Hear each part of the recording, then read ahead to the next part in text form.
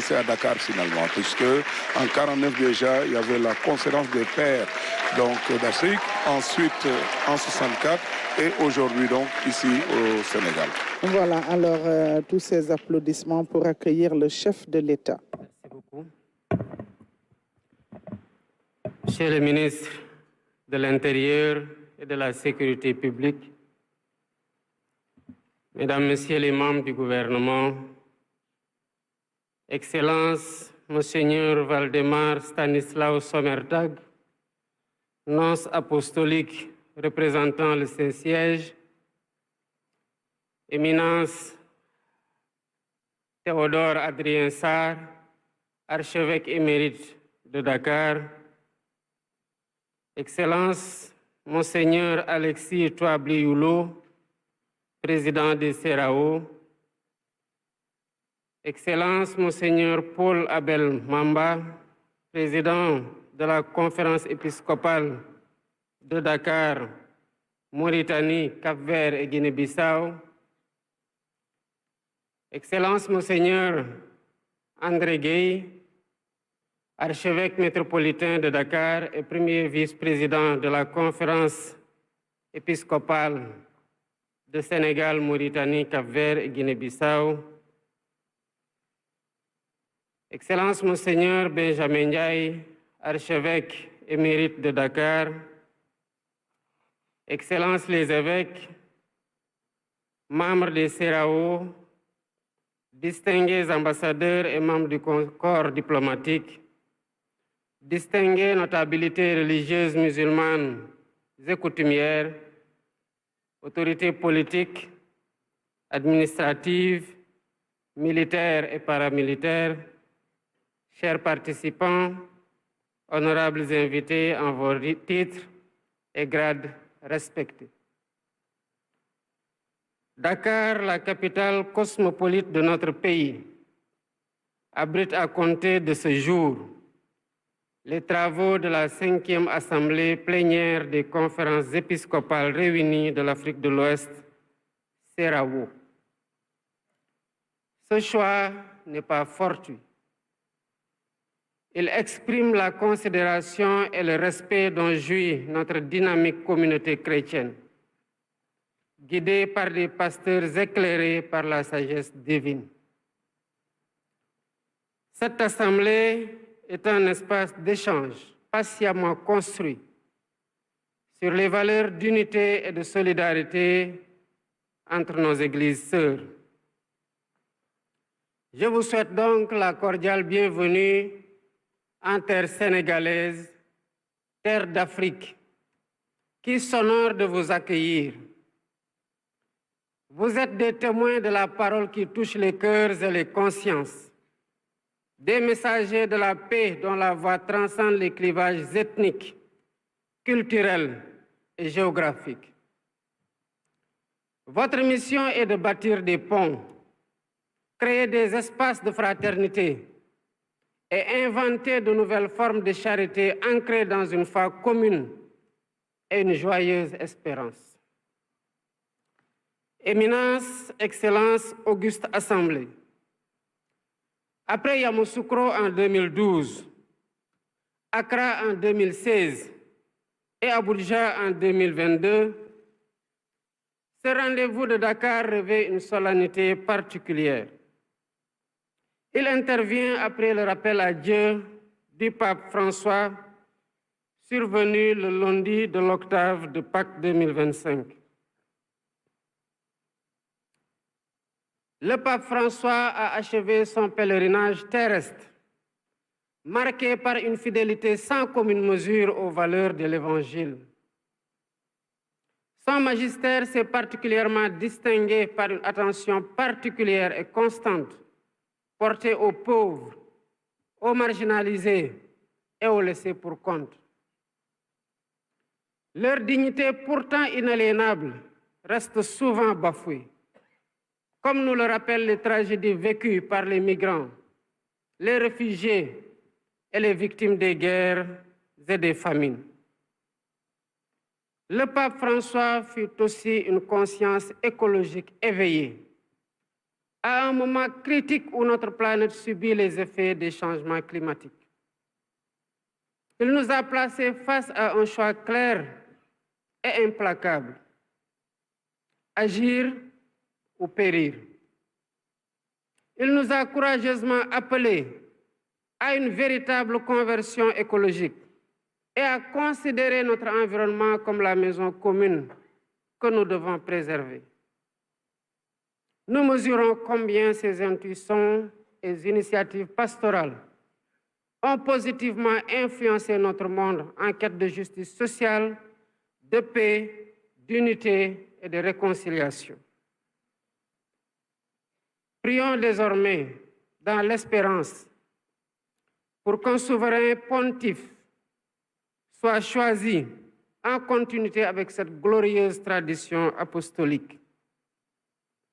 Éminence, Excellence, Auguste Assemblée, ma présence parmi vous à l'occasion de cette cérémonie solennelle d'ouverture de la 5e Assemblée plénière des conférences épiscopales réunies de l'Afrique de l'Ouest, CERAO, est la preuve de la place importante que j'attache aux affaires religieuses dans la stratégie de transformation systémique de notre pays. La religion définit nos valeurs, elle irrigue nos comportements, elle guide nos activités, façonne nos sentiments et en fin de compte, structure nos relations, nos attitudes et nos manières de vivre. C'est pour mieux prendre en compte sa place dans la mise en œuvre des politiques publiques, son rôle irremplaçable de polisseur des mœurs et de pacificateur des relations humaines, que j'ai créé la direction des affaires religieuses qui deviendra la délégation générale des affaires religieuses. Elle sera chargée d'accompagner les communautés religieuses, musulmanes, chrétiennes et des religions traditionnelles dans l'exercice de leur culte, son développement, la formation religieuse, l'infrastructure et l'équipement religieux.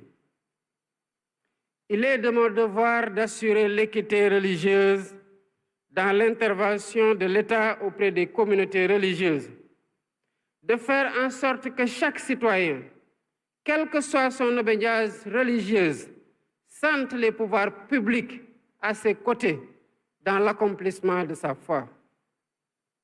La religion n'est pas hors des politiques publiques. Elle est partie intégrante de notre référentiel, l'agenda national de transformation Sénégal 2050. C'est en parfaite adéquation avec nos valeurs religieuses, culturelles, les sèves nourricières de notre Afrique profonde, que j'ai fait de la vérité, du dialogue et de la paix les lignes directrices de ma gouvernance et les marqueurs de ma volonté inébranlable d'inclusion sociale et d'unité de notre nation. Excellence, Éminence, Auguste Assemblée, votre réflexion portera notamment sur la construction d'une Église synodale et autonome au service de la justice et de la paix en Afrique de l'Ouest. Cela m'amène à souligner la contribution essentielle et irremplaçable de l'Église au développement de nos pays. En effet, par son engagement dans l'éducation, la santé, la formation professionnelle, elle est une alliée sûre et incontournable de l'État. Elle participe ainsi à la consolidation des valeurs qui fondent notre vivre ensemble et notre destin commun. Je salue particulièrement votre mobilisation pour la paix, essentielle appelée la réunification des 16 pays membres de la CEDEAO. Face aux crises armées, à l'instabilité politique chronique et au drame migratoire de notre région, notre détermination à œuvrer ensemble doit rester intacte. Ensemble, en toute synodalité, Nous devons promouvoir une ère de paix et de concorde. Du reste, ces actions multiformes au service de l'homme rejoignent la prière de l'Église au long des âges quand elle proclame, je cite, « Au sein de notre humanité encore désunie et déchirée, nous savons et nous proclamons que tu ne cesses d'agir et que tu es à l'origine de tout effort pour la paix. Oui, c'est à toi, Seigneur, que nous le devons. Si le désir de s'entendre l'emporte sur la guerre, si la soif de vengeance fait place au pardon, et si l'amour triomphe de la haine. » Fin de citation. Excellences, chers participants, distinguées autorités, les jours à venir seront studieuses et exigeantes. Elles nécessiteront une généreuse réflexion prospective et un partage fécond de vos expériences pastorales. L'objectif est clair: bâtir ensemble une CEDEAO des peuples, riche de sa diversité, résiliente et solidaire face aux défis actuels de nos églises et de nos États. En tant que gouvernants et destinataires privilégiés de vos conclusions, nous savons pouvoir compter sur votre sagesse et votre engagement. Vos propositions seront pour nous des contributions précieuses dans l'élaboration des politiques publiques prioritaires, ces politiques qui, selon le pape Paul VI, donnent au développement le même nom de la paix. C'est sur cette note d'espoir que je voudrais déclarer ouverte la 5e Assemblée plénière des conférences épiscopales de l'Afrique de l'Ouest, CEDEAO. Je vous remercie de votre aimable attention. Voilà, c'était là le message du président Bassirou Diomaye Faye, le président donc qui déclare ouvert la 5e Assemblée générale des CEDEAO. Oui, un discours, un message de haute facture et qui est à l'image de l'homme, puisque nous le savons être très spirituel.